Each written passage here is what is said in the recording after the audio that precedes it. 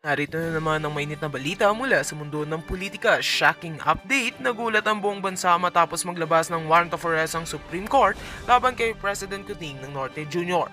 Ayon sa mga unang ulat, ito ay kaugnay sa mga matinding aligasyon ng kasalukuyang iniimbestigahan ng pinakamataas na hukuman sa bansa. Agad na nagkaroon ng kaguluhan sa loob ng Malacanang matapos marinig ang balita. Ayon sa ilang opisyal, nagkaroon ng emergency meeting upang talakayan ng posibleng hakbang ng administrasyon at ang kanilang agarang tugon sa utos ng korte. Maraming empleyado at opisyal ang nagulat at nagkagulo sa opisina habang sinusubukang intindihin ang sitwasyon. Samantala, sinabi ng isang senior official na hindi pinangalanan na ang palasyo ay kasalukuyang nag-iimbestiga at nagtatakda ng legal na aksyon upang harapin ang warrant. Pinapayuhan din nila ang publiko na manatiling kalmado at hintayin ang opisyal na pahayag ng Malacanang. Habang umiikot ang balita sa social media, maraming netizens ang nag-react at nagbigay ng kani-kanilang opinyon sa sitwasyon. Ayon sa mga eksperto sa batas, ang kaganapang ito ay bihirang mangyari sa kasaysayan ng bansa at tiyak na magdudulot ng mas malaking tensyon sa politika sa mga susunod na araw. Patuloy naming susubaybayan ang bawat update sa opisyal na tugon ng palasyo at sa mga susunod na hakbang ng korte. At yan nga ang mga balitang ating pagkakatutukan, at kung bago ka pa lamang sa aking channel ay huwag kakalimutang mag-like, share and subscribe para updated ka sa mga bagong balita dito sa Tatak Pinas.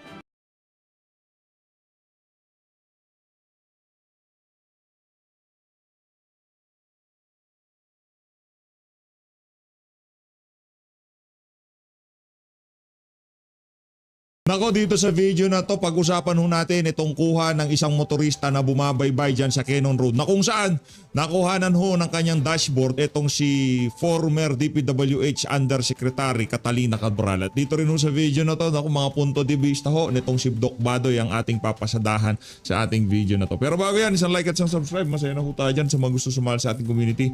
Yung join button nandyan lang ho sa baba. Ito na ho mga kababayan. Ho. Ito yung panawagan ho ng mga ilang otoridad sa ating mga kababayan na daanan etong si Catalina Cabral sa kanilang mga dashcam sa sasakyan. Panoorin natin to. Ito, meron na hong nag-upload na isa. Tanggalin lang ho natin ng konting yung music. Yan, tanggalin lang ho natin. Naan natin, ayan. Ayan ho mga kababayan, kitang-kita nyo. Parang nakakamiss sumakit ng Baguio. Sarap po kasi mag-drive dyan sa Cannon Road. Sarap po mag-drive dyan. O nag-i-enjoy ako mag-drive dyan. Ayan ho siya. Ayun ho. Ayun ho. Ayun ho. Grabe naman. Grabe naman yan. Ayan ho. Tsaka pangit ho ng pagkatingnan nyo ho ito. Talagang kailangan ho silang paalisin ng pulis dito. Pantakin nyo naman ho mga kababayan. Ibinalandra lang ho nila ang kanilang sasakyan dito sa mga pababa ng ng Cannon Road. Talagang yan, perwisyo kayo dyan ho. Ayan ho mga kababayan. Iniilagan ho yung sasakyan ni Manong driver Ayan ho. Ayan na lang ho yung daan. Ito na lang ho yung natirang daan para dun sa mga pababa ng Cannon Road. Ayun si Cathy Cabral Grabe.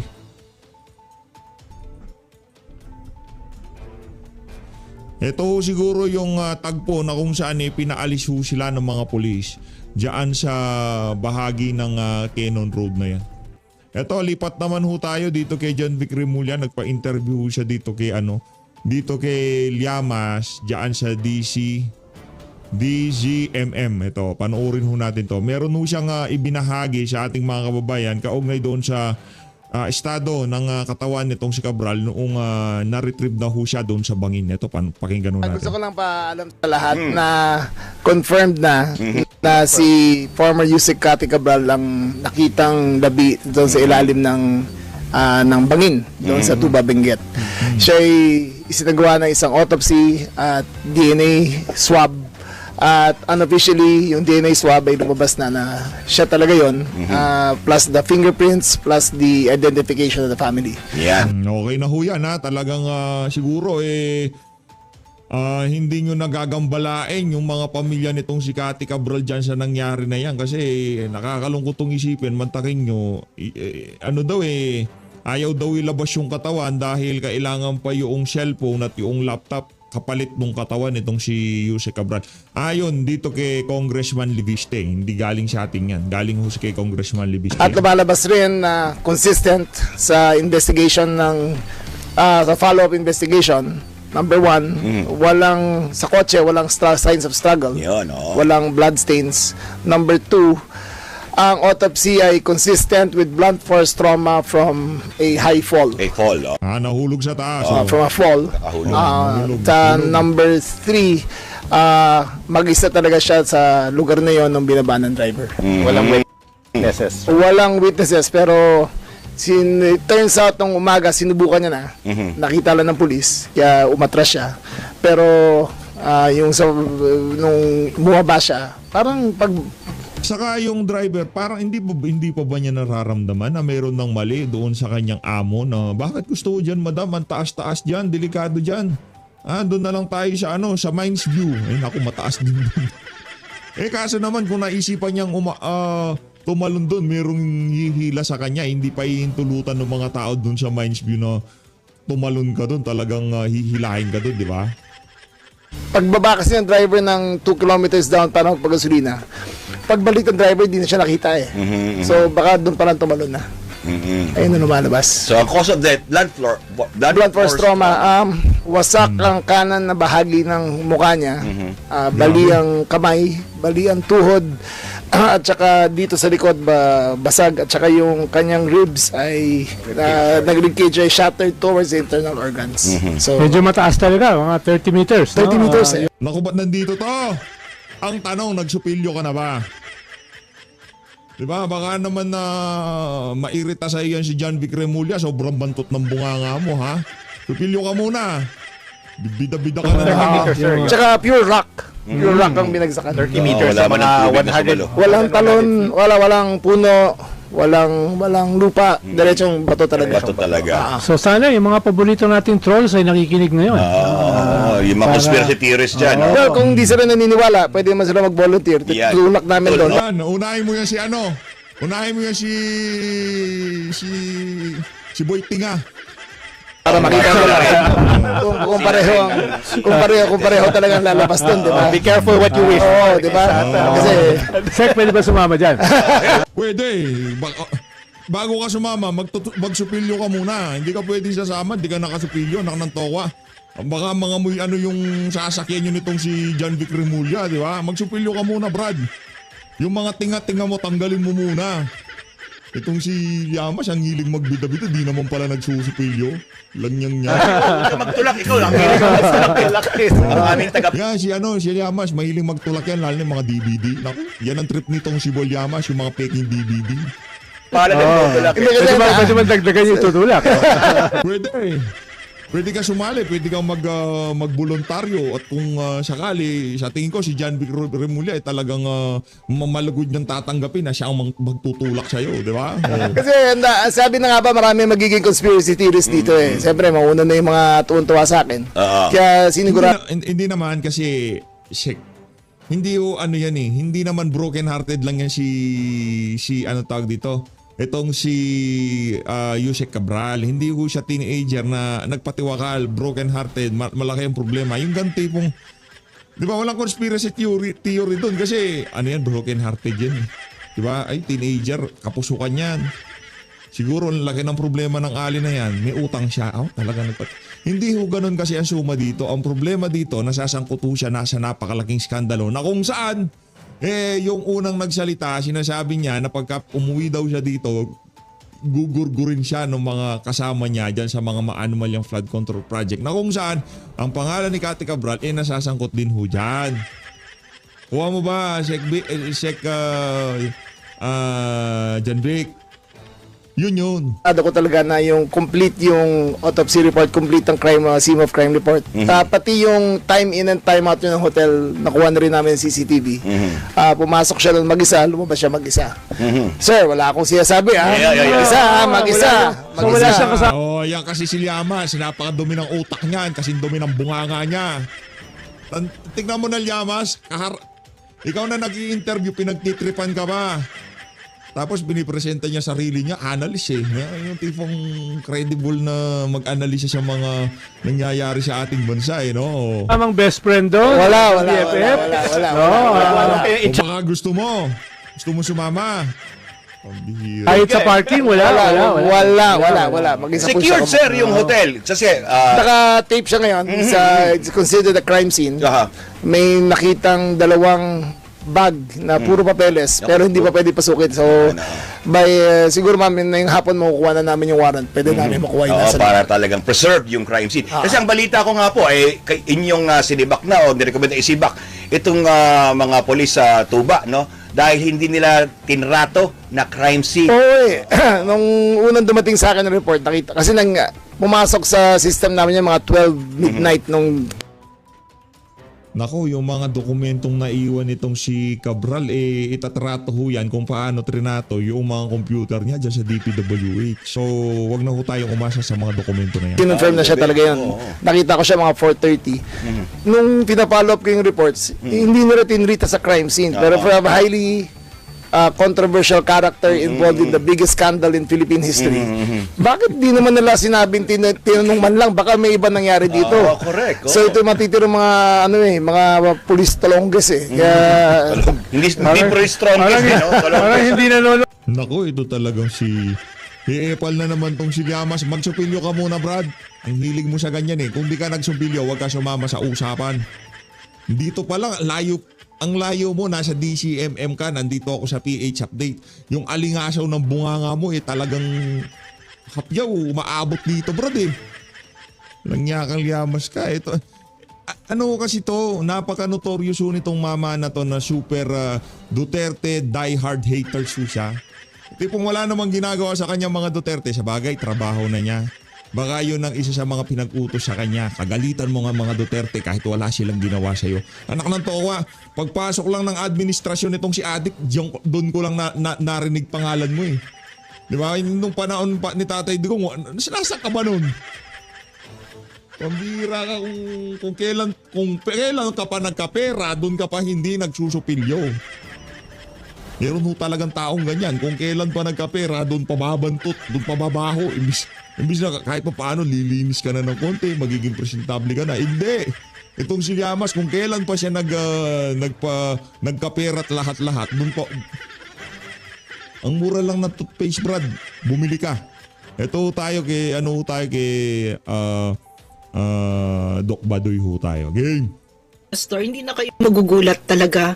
Kasi 'di ba best friend sila ni PRRD, no? Kaya yung buhay nila parallel na parallel. Ang Ay, ito ho pala yung nakuhang award nitong si Pastor Kibuloy, itong Mindanao People's Choice. Ito ho yung ibinigay dito kay Pastor Kibuloy. Ang nakalagay ho dito Ministry Service Recognition Awards and Youth Advocate of the Year. Palakpakan. Ibang klase ho talaga. Tayo ay naniniwala dyan. Dito kay Pastor Kibuloy, hindi ho sila magtatagal na magkaibigan ni dating Pangulong Rodrigo Duterte kung yung mga inaakusa sa kanya nung si Risa Hontiveros, yung pernisyenda ni Risa Hontiveros dyan sa Senado, totoo. Hindi ho sila magkakatagalan sa pagiging magkaibigan nitong si dating Pangulong Rodrigo Duterte. Pero sa katagal-tagal ng panahon, kinuha pa ho siya ng spiritual advisor ni dating Pangulong Rodrigo Duterte, yan si Pastor Kibuloy. Kaya yung natanggap ni Pastor Kibuloy na award na yan, na Mindanao People's Choice. Ito siya. Pakita ko sa inyo Teka lang ho. Yan, ito ho. Yan. Ayan ho, yung nakuha ho na yan ni Pastor Kibuloy. Ano ho talaga yan? Deserve niya ho yan. Yung ibinigay sa kanyang recognition na yan. siguro if I would summarize it, yung pinakamahalaga sa kanilang dalawa, yung kabataan. Lahat ng ginagawa nila ay para sa mga bata. Correct. Everything. At saka yung track record nitong dalawang ito, napakalinaw, no? Napakalinaw. Nung hindi pa uso na lumalaban sa CPP, si Pastor lumalaban na yan, no? Yes. So, and hindi siya tumitigil. Hindi siya tumitigil. Kung kaya't binabawian siya ngayon, ganun talaga tayo kahit ako nandito. Kasi binabawian ako, di ba? Kaya ako maraming kaso, binabawian. Ganun din si Pastor. Pero ano tinuturo niya sa atin? Matakot? Hindi. Tatag lang, di ba? Tuloy-tuloy mo lang. Kasi kung hindi ka titigil, nakakaawa ang Pilipinas, nakakaawa ang kabataan. So itong award na ito for Pastor talagang highly deserved. Kasi yan yung mithiin niya a better country for our children, 'di ba? Na kabaliktaran naman itong ng CPP, no? At saka yung mga politikong magnanakaw na walang pakialam sa mga anak natin at sa bansang sinisira nila, 'di ba? Ayun. So, So, Doc, yeah, thank you, Pastor, no? okay, thank you so much, Doc. And once again, congratulations, Pastoret. Meron lang ako idadagdag. Sige, Ano ito mga kababayan, Vox Populi ng mga banateros dyan sa Sunshine Broadcast ha. Mag-subscribe po kayo. Kasi naalala ko, nandun tayo no birthday ni Pastor eh. Oo. Talagang namigay siya para sa mga kabataan. Ito hindi mga taga JMC ha. Ay, hindi taga KOJC. Lahat yan. lahat Ito award niya rin, ganun din. ganun ang Hindi, ginagawa. hindi Para rin sa ito mga ano. bataan. Hindi rin to KOJC ha. So, Hindi rin member ng KOJC. ano, KOJC yan. matindi po itong ginagawa ni Pastor Kibuloy, hindi lang pang JMC, hindi lang pang KOJC, Pang-keepers pang-sports pa. Pang-keepers Oo, pa. panglahatan At yan. Doc may papakilala tayo isa pang guest natin. Ito, taga-Japan to. Oo. Si Boss Dada. Boss Dada, narinig mo ba kami? Ay, si Boss Ay, magandang gabi. Ayan, bumati ka bossing. muna, kaibigan kapatid. Ay. Bati ka muna at idiretso mo na doon sa masasabi mo doon sa award na natanggap ni Pastor Apollo Sigibuloy, brother. Ayun nga, magandang gabi sa lahat ng banateros at ito yung huling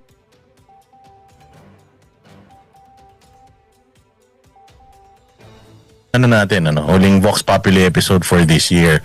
Magbabalik tayo next year. Pero ayun nga, napakaganda kasi ito yung huling natin. Ito yung huling episode natin for this year, pero meron tayong ganitong award na natanggap, hindi ba? Expected na ito eh. Minsan kasi talaga yung mga taong pilit ibinababa ng kasamaan, inangat yan ng Panginoon eh. O, kaya makikita mo si Pastor kahit na ginigipit, no, hindi ba? Kahit na kung ano-ano yung bintang sa kanya, kung ano talaga yung pagkatao niya, kusang lumalabas at ipinakikita ng Diyos sa atin. So congratulations kay Pastor Apollo Kibuloy, yung yung JMC Kings, congratulations din. And of course, yung Team Pilipinas nag-gold medal din tayo sa sa SEA Games. Ayun. So, once again, congratulations JMC and congratulations Pastor Apollo C. Kibuloy.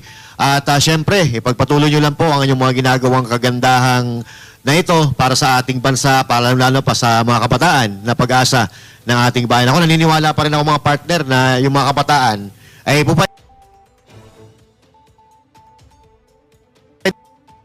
pa rin na maging pag-asa ng ating bayan kung mapapaganda lang ang edukasyon sa Pilipinas. So, tuloy-tuloy na tayo sa ating mga balitaan at Yan. isa pa nga sa pumutok na balita, itong pagkakamatay ni Yusek Cabral, na di umano ay nalaglag sa bangin at ngayon pinagdidiskusyonan ng mga kababayan natin Pilipino, hindi lang sa Pilipinas kundi sa iba't ibang panig ng mundo kung paano namatay at ngayon medyo malabo pa. Doc Lorraine, ano po ang masasabi niyo po dito sa pangyayaring ito? Master Judea at saka brothers, no? Like you said, wala pang malinaw, 'di ba? Pero what's interesting to me, what I find interesting is yung kawalan Nandito po si Brothers Traveler. Parang hindi ko nakita. Mega love shoutout, brother. Sana nandiyan ka ng pala. tiwala ng taong bayan sa administrasyon ni Bongbong. Malupit yan, malupit. So that right away, siya yung binibintang. Ito nga, nandito 'Di ba? yung brothers. Agad-agad nakita natin on social media kasi binomonitor ko yung social media all over yan. So that's what I find interesting about all of this, no? Na agad-agad siya talaga yung inisip ng tao. At saka bakit naman hindi, no? Nakita naman natin sa net approval ratings. Wala wala si yan.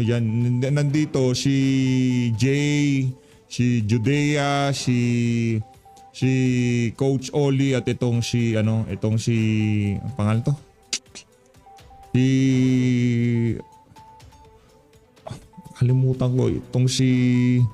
Kalimutan ko pangalan nun.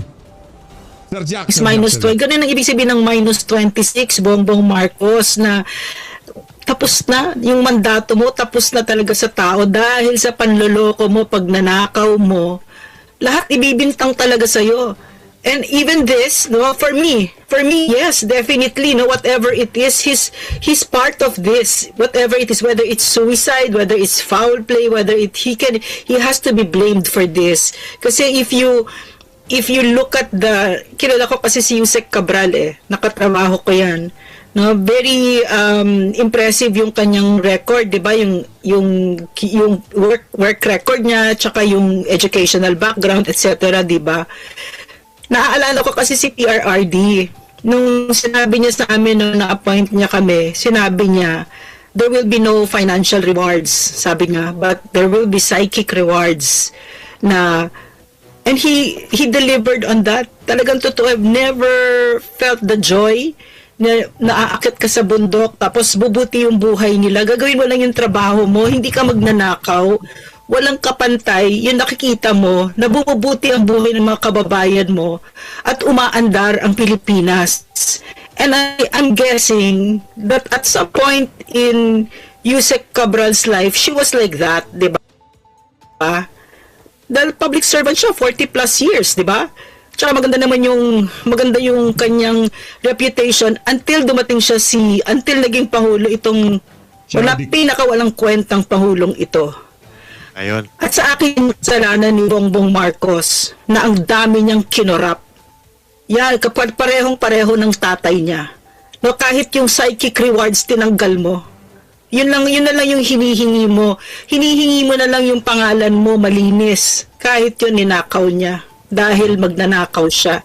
Nako. But anyway, kung ano po yung opinion ni Doc Lorraine ngayon dito sa programa natin, yan din po ang nakikita natin na opinion ng karamihan sa ating mga kababayan. So ngayon, parang sabi mo kanina, Doc, maganda po ang record ni Yusek Cabral during those times na nakasama mo siya.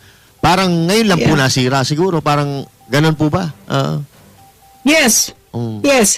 Like us. 'Di ba? Kahit naman nung time ni PRRD ay maayos-ayos na mga presidente, pinagkakatiwalaan natin kahit papaano ang gobyerno. Pinagkakatiwalaan natin kahit papaano ang most trusted noon ay ang AFP. Is it the same now? I don't know. Boss D, I'm sorry, Doc. Boss D, ano ang masasabi mo dito?